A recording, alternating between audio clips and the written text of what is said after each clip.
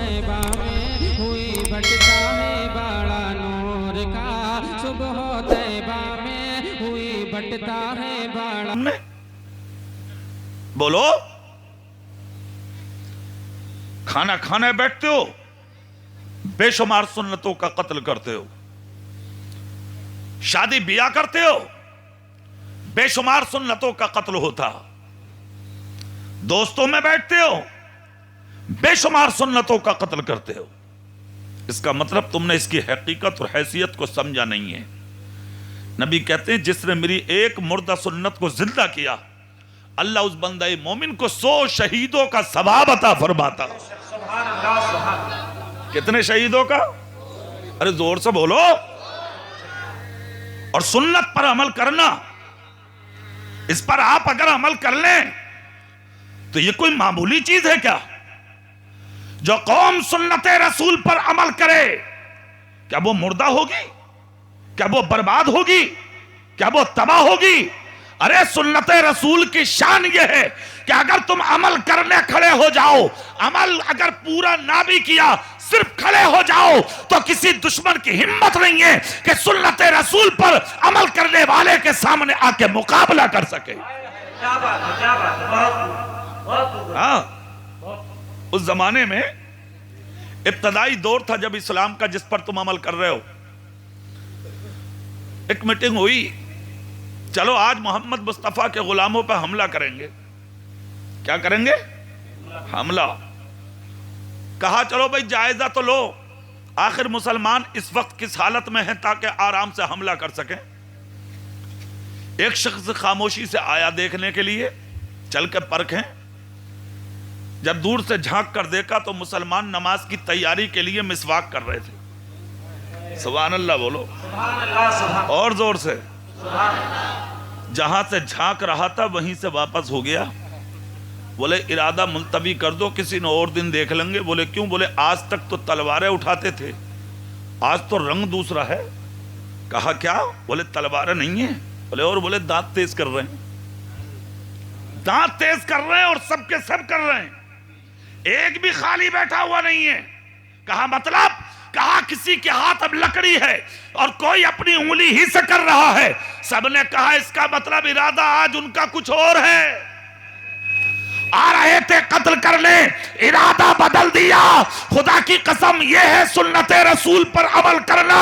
अगर कौमे मुस्लिम सिर्फ सुन्नत पर अमल कर ले, फर्ज तो बहुत बड़ी बात, मस्जिदों का भरना तो बड़ी बात, ये फर्ज नमाज़े वाजिब और मुस्तहबात, यानी ये वाजिब, ये तो बहुत बड़ी बात। सिर्फ सुन्नत पर अमल करके अगर तुम मैदान अमल में निकल जाओ, किसी की हिम्मत नहीं है जो मोहम्मद मुस्तफा के गुलाम पे उंगली उठा सके। क्या बात है, क्या बात है, बहुत। हाँ, जिन्होंने सुन्नतों पे अमल किया था दुनिया में, वो आज तक जिंदा हैं।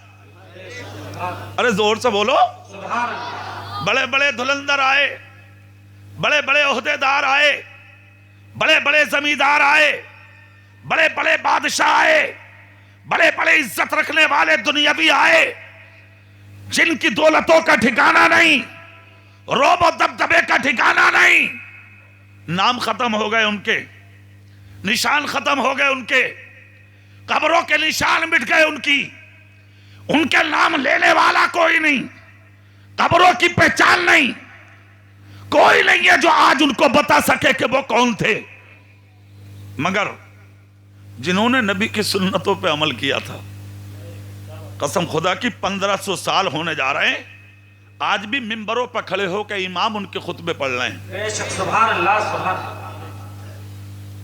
कयामत तक पढ़ते रहेंगे, इसलिए कि मेरे नबी ने कहा था जो मेरा हो गया, जिसने मेरी सुन्नतों को सीने लगा लिया, वो आज भी जिंदा है, कब्र में भी जिंदा है, मैदान हश्र में भी जिंदा है, और कयामत में तो मौत का, जन्नत में तो मौत का तसव्वुर है ही नहीं, वो हमेशा जिंदा रहेगा। बेशक, सुभान अल्लाह, सुभान अल्लाह, या रसूल अल्लाह, जिंदाबाद।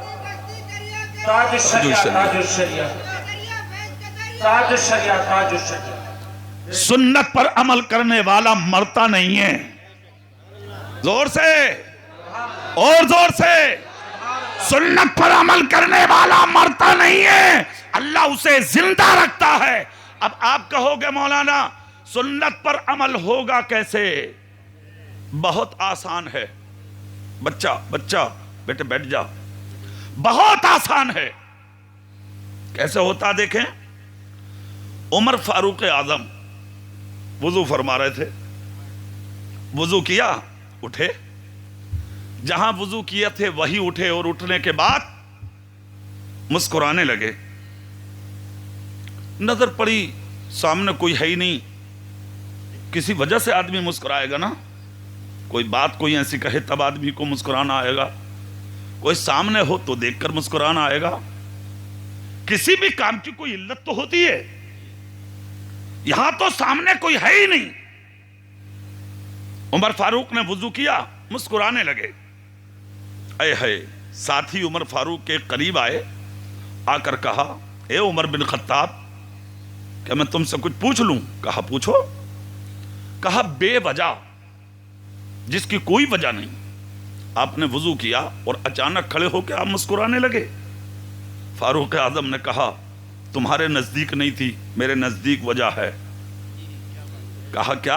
बोले जहां मैं खड़ा हूं बिल्कुल इसी जगह मैंने एक मर्तबा अपने नबी को वुजू करके खड़े होकर मुस्कुराता देखा था,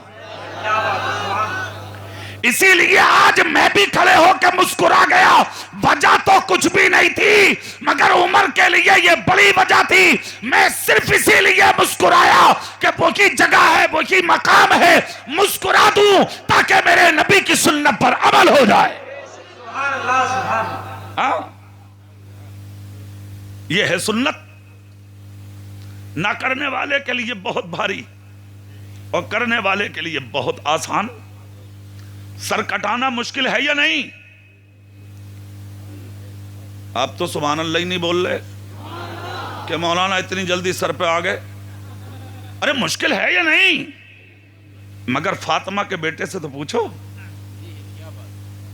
नबी के नवासे से तो पूछो, अली के लख्ते जिगर से तो पूछो। ए हुसैन, सर कटाना बहुत मुश्किल काम, कैसे कटा बैठे? तो यही सवाल किया था करबला के उन यजीदों ने कि जब मेरे हुसैन की गर्दन पर खंजर चला था और जब झांक कर देखा था तो हुसैन की आंख में आंसू नहीं, लबों पर मुस्कुराहट थी। तब उन जालिमों ने कहा हुसैन गर्दन कट रही है। हुसैन बोले तुम जानो।